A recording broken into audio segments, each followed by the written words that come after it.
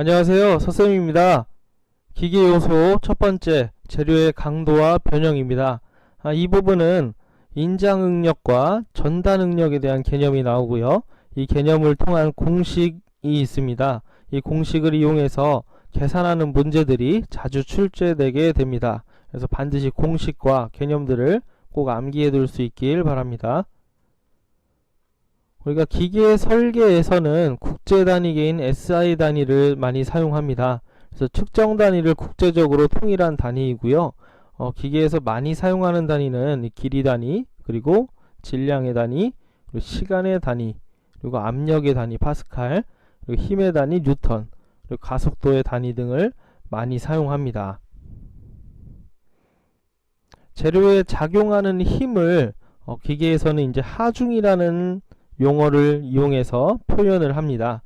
그러니까 힘의 종류라고 보면 되겠습니다. 이 힘의 종류는, 하중의 종류는 여러 가지가 있겠죠. 그 중에서 대표적인 게 인장하중입니다. 재료를 양옆으로 이렇게 당기는 힘을 이야기합니다. 그리고 압축하중도 중요하죠. 재료를 이렇게 누르는 힘을 압축하중이라고 합니다. 전단하중은 재료가 이렇게 있으면 어떤 중심을 기점으로 위쪽으로나 아래쪽으로 이렇게 자르듯이, 이 단면을 자르듯이 힘을 주는 방법을 이제 전단하중이라고 합니다. 그리고 굽힘하중은 재료를 이렇게 굽히는 힘을 이야기하고, 비틀림하중은 원형봉에서 많이 발생하죠. 원형봉을 이렇게 시계 방향으로, 또 반대쪽은 반시계 방향으로 이렇게 해서 비틀어 주는 힘을 비틀림 하중이라고 합니다. 지금 말씀드린 5가지 하중은 시간에 관계없이 일정하게 힘이 작용하므로 정하중이라고 합니다. 다른 말로 이제 정지하중이라고도 하는데요. 이 정하중의 반대말이 움직일 동자를 써서 동하중입니다. 동하중은 시간 변화에 따라서 하중의 크기나 아니면 종류들이 변하는 것을 이야기하는데요. 자주 이제 시험에 자주 출제되는 동하중의 종류로는 이 반복하중이 있습니다. 반복하중. 그러니까 반복적으로 계속해서 작용하는 하중이죠. 어떤 일정 하중이 인장하중이라고 하면 인장하중이 반복적으로 작용하는 걸 이야기합니다. 그리고 교번하중이 있는데요. 하중의 크기와 방향이 수시로 변화하는 하중입니다. 그래서 같은 말로는 양진하중이라고도 합니다. 그래서 교번하중은 한 번은 인장하중을 주고 한 번은 압축하중을 주고 그 다음에 다시 인장하중을 주고 압축하중을 주면 이렇게 하중의 방향이 계속 바뀌게 되죠. 크기도 변하게 되고요. 그래서 교번하중이 이런 동하중의 하나라고 볼 수 있습니다. 충격하중은 비교적 단시간에 하중이 걸렸다가 풀어지는 걸 이야기합니다. 단시간에 충격적으로 하중이 작용하는 것을 충격하중이라고 합니다. 하중이 어느 범위에 따라서 분포하는지에 따른 하중을 분류하기도 하는데요. 오른쪽 그림을 보면 집중하중과 분포하중이 있습니다. 일반적으로 재료에 하중이 작용한다고 할 때 어떤 점으로 작용을 한다고 봅니다. 그래서 이를 집중하중이라고 하고요. 이렇게 작용하는 하중이 있는 반면에 전면에 걸쳐서 하중이 작용할 수도 있겠죠. 전면에 걸쳐서 하중이 작용하면 분포하중이라고 합니다.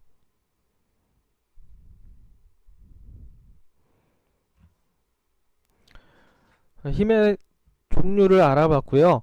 힘과 여기 있는 응력은 조금 다른 개념입니다. 그래서 응력의 개념은 상당히 중요한데요. 원형봉을 이렇게 가지고 와서 인장하중을 걸게 되면, 작용시키게 되면 이게 언젠가는 부서지게 되겠죠. 이 가운데가. 근데 이 부서지는 게 그냥 부서지는 게 아니고 이 안에 내부 단면적대로 이렇게 부서질 것입니다. 이렇게 힘이 작용하게 되면 결국 힘을 버티는 곳은 재료의 단면적이 버티게 되겠죠. 이걸 이제 이 힘을 버티다가 못 버티면 파단이 일어나는 것입니다. 그래서 힘의 단위보다 P라고 하는 힘 하중보다 이 안에 들어가 있는 압력의 개념인 응력, 시그마라고 하는 응력을 기계에서는 많이 다루게 됩니다. 이걸 어떻게 구하느냐고 하면 여기에 걸려있는 P라고 하는 하중을 단면적이라고 하는 A로 나눠준 값을 우리는 응력이라고 합니다. 응력. 쉽게 얘기해서 응력이라고 하는 것은 이 재료의 단면적에 쌓이는 힘을 이야기하는 것이겠죠. 그래서 하중의 단위는 뉴턴이 되고요. 힘의 단위는 뉴턴이 되고 단면적의 단위는 밀리미터의 제곱이 되겠죠. 밀리미터의 제곱 단위를 많이 사용합니다. 그래서 응력의 단위는 뉴튼 퍼 제곱 밀리미터로 표시하게 됩니다. 이 뉴튼 퍼 제곱 밀리미터를 파스칼이라고 하는 용어를 써서 사용하게 되죠. 그냥 엄밀히 얘기하면 파스칼이 아니고요. 파스칼이라고 하는 단위는 앞으로 대각선 괄호를 사용하겠습니다. 뉴튼 퍼 제곱미터입니다. 그래서 이것을 꼭 암기해 두시기 바랍니다. 단위를.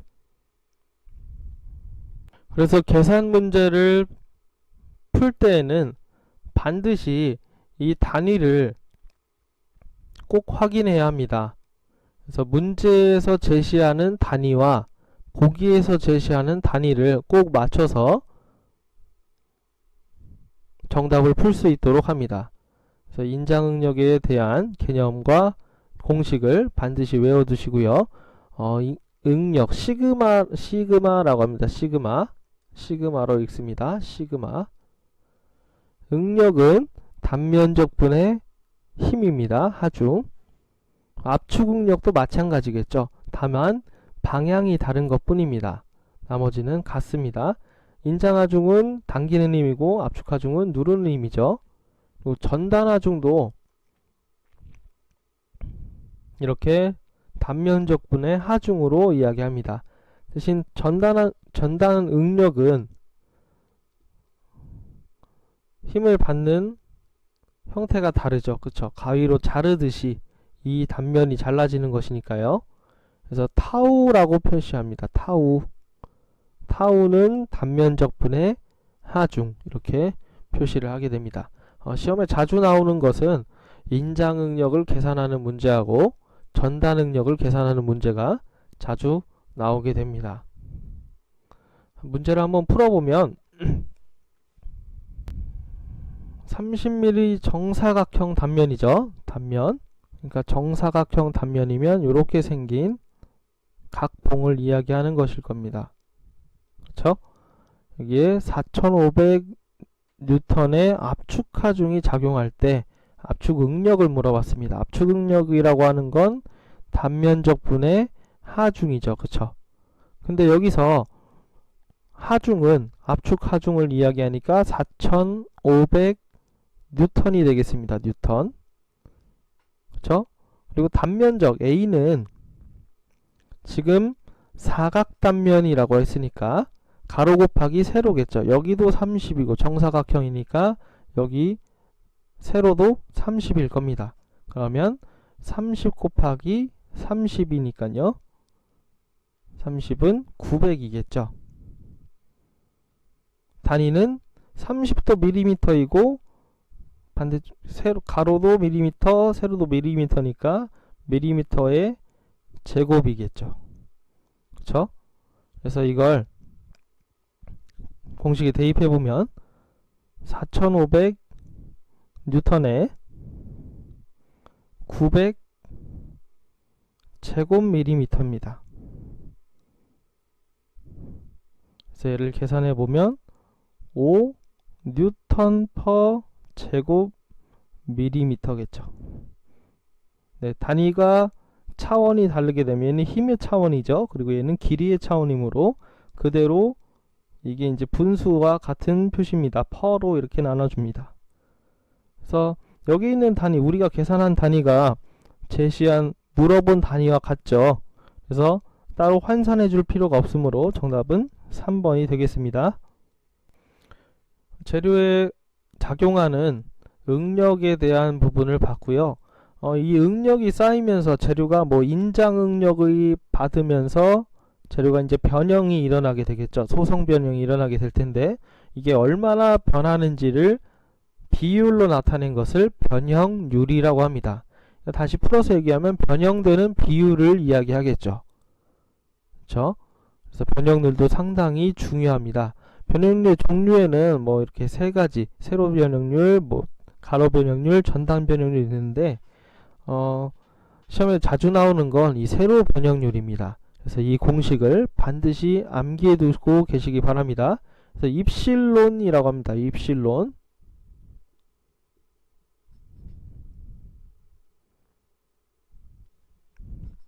입실론이라고 하고, 원래 길이분의 나중 길이 빼기 원래 길이입니다.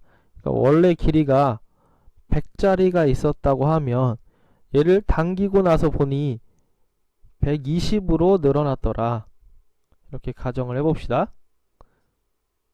그러면 원래 있던 길이가 L이고요. 나중 길이가 L'인 겁니다. 그래서 입실론, 변형률은 L분의 원래 길이분의 나중 길이를 원래 길이로 뺀 값. 나중 길이를 원래 길이로 뺀 값이라고 하면 이 부분이 되겠죠. 그쵸? 이 부분. 그쵸? 늘어난 길이라고 봅니다. 늘어난 길이. 그렇겠죠? 나중 길이 빼기 원래 길이는 이것을 같은 말로 이제 원래 길이분의 늘어난 길이, 람다라고 하는 늘어난 길이로 이렇게 표시를 합니다. 그래서 이 공식이나 이 공식이나 가리키는 건 똑같죠. 그쵸? 이 늘어난 길이를 이야기하는 것은 똑같습니다. 그래서 이 공식을 반드시 알아두시길 바랍니다. 변형률은 이렇고요. 연신율이라고 있습니다. 연신율. 얘는 변형률은 단위가 없습니다. 무차원 단위입니다. 그냥 숫자로만 표시가 됩니다. 연신율은 퍼센테이지로 이렇게 퍼센트로 표시가 됩니다. 공식은 이렇습니다. 연신율의 공식은 원래 길이분의 나중 길이 빼기 원래 길이 곱하기 100. 이게 연신율의 공식입니다. 입실론 변형률과 비교해서 곱하기 100만 다르죠. 그쵸? 곱하기 100이 이 퍼센테이지의 단위를 표시하기 위해서 더 환산해 주는 값입니다. 그래서 이 차이만 있다는 것을 꼭 염두에 두시기 바랍니다. 시험 문제에는 이 연신율로 구하는 공식들도 시험 문제 자주 출제가 됩니다. 아래에 있는 개념 잡기 문제가 그에 해당하죠. 그래서 간단하게 보면 시험편에 인장시켰대요. 그러니까 늘렸다는 얘기죠. 그러니까 나중 길이가 110이 됐다고 합니다. 그리고 원래 길이는 100이고요. 표점거리라고 하는 건 원래 길이입니다. 그래서 연신율을 물어봤죠. 연신율은 원래 길이 100분의 나중 길이 110 빼기 원래 길이, 여기다 100을 곱해줘야겠죠. 바로 10%가 되겠습니다. 그렇죠? 여기서 람다라고 하는 늘어난 길이는 몇일까요? 네, 나중 길이 빼기 원래 길이겠죠. 그래서 10mm가 변형량이겠죠. 변형이 일어난 양. 그래서 늘어난 길이는 10mm가 되겠습니다. 정답은 2번이 되겠습니다.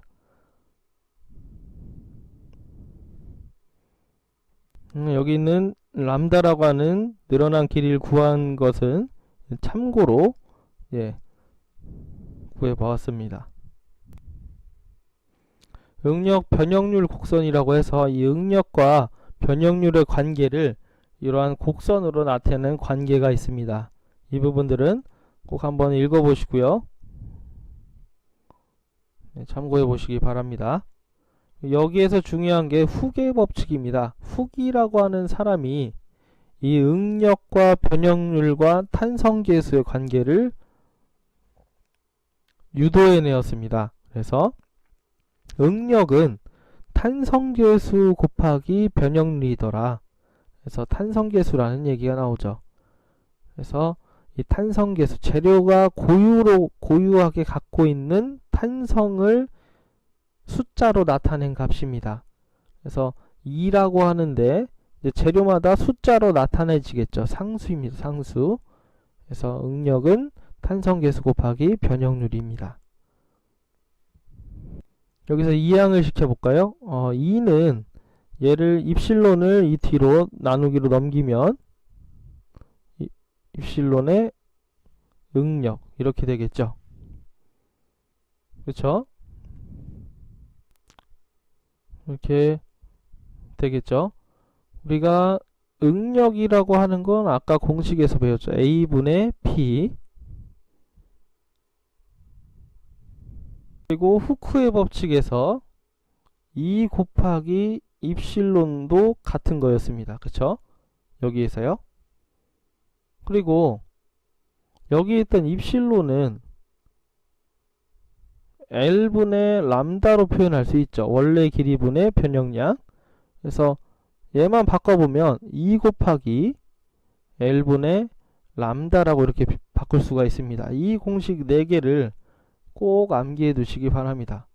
이 4개를 암기해 두시면 이제 적절하게 사용할 수가 있습니다. 그래서 이 공식을 자주 이제 외우게 되는데요. 변형량은 A2분의 PL이다.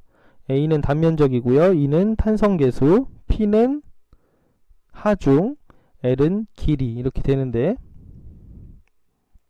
이 공식이 어디서 나왔냐고 하면 여기 있는 이 공식과 여기 있는 네 번째 공식을 조합해서 만든 것입니다. 그래서 A분의 P 결국에는 A분의 P는 응력이죠. 그리고 2 곱하기 L분의 람다도 결국에는 응력이죠. 근데 이 L이 라지 L입니다. 그래서 이 람다로 다 표현을 해보면 람다를 여기다 남겨두고요. 2는 나누기에서 보내면 분수에 깔리게 되고 L은 곱하기에서 보내면 이렇게 되겠죠. 이 공식이 바로 이 공식이 되겠습니다. 그래서 이렇게 공식을 하나 더 외우지 말고 이 4가지 공식을 숙지를 하셔서 유도해서 사용하면 더 효율적으로 암기를 하실 수가 있으실 겁니다. 우리가 보통 재료를 사용한다고 하면 이 재료를 이제 망치를 예를 들어 볼까요? 망치를 이렇게 사용한다고 하면 이 사용하는 내구력이 있겠죠. 내구성. 이 망치를 사용하다 보면 여기에 이제 단면에 응력이라는 게 쌓일 겁니다. 그쵸? 그래서 이때 사용할 때 작용하는 응력을 사용 응력이라고 하고요. 허용 응력은 이 재료를 사용함에 있어서 허용할 수 있는 최대 응력이라고 합니다. 이 망치가 부서지지 않을 만큼의 최대 응력을 허용 응력이라고 합니다. 허용 응력 이내로 사용을 해야지 망치가 부서지지 않겠죠. 그래서 허용 응력의 개념 꼭 알아두시길 바랍니다. 사용 응력과 허용 응력. 사용 응력은 실제로 재료를 사용하는 응력을 이야기하고요. 허용 응력은 사용하긴 하되 부서지지 않을 만큼 최대로 쓸 수 있는 응력을 이제 허용 응력이라고 합니다.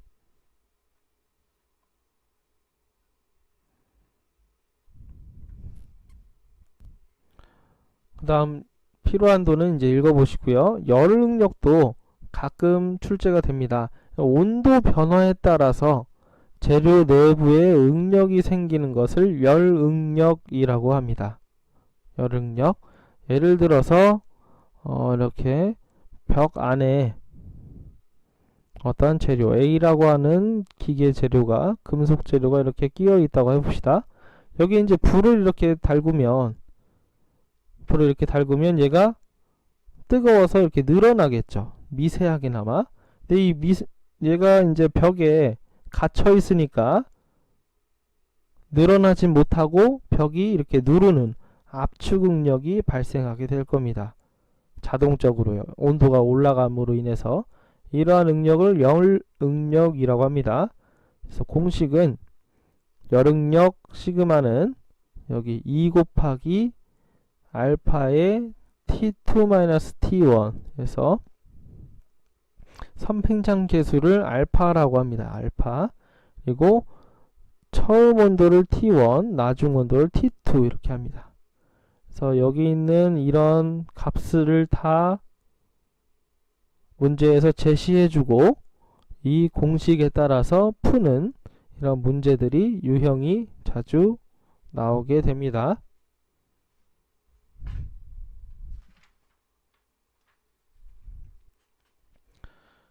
다음은 응력 집중. 기계 부품에 어떤 구멍이나 이런 것들이 있으면 응력이 집중되는 현상입니다. 그래서 여기 있는 참고 그림을 보시면 기본적으로 일반적인 아무 구멍이 없거나 아니면 모양이 일정한 상태이면 이렇게 응력이 고르게 퍼져 있는 걸 볼 수가 있는데 끝에 이렇게 홈이라고 해서 V홈, 노치라고 합니다. 홈이 있으면 홈이 있는 부분에 응력이 가장 크고 없는 부분이 가장 작게 되겠죠. 또한 원이 중간에 있다고 하면 뚫려 있는 가장 가까운 부분에 응력이 집중이 되고 없는 부분에는 응력이 조금 덜 발생하는 이런 응력 집중 현상이 일어나게 됩니다. 자, 여기까지 해서 응력과 변형률 그리고 응력과 변형률 간의 관계, 후쿠의 법칙을 이용한 변형량을 구하는 공식들, 응력 집중 또는 열응력 이런 것들을 이제 찾아보았습니다. 꼭 공식을 암기해 두시고 기출문제를 대조 비교해 가면서 풀면서 익혀둘 수 있도록 합니다. 문제와 관련해서 오늘 배운 내용과 관련해서 기출문제를 이렇게 정리해 보도록 하겠습니다. 감사합니다.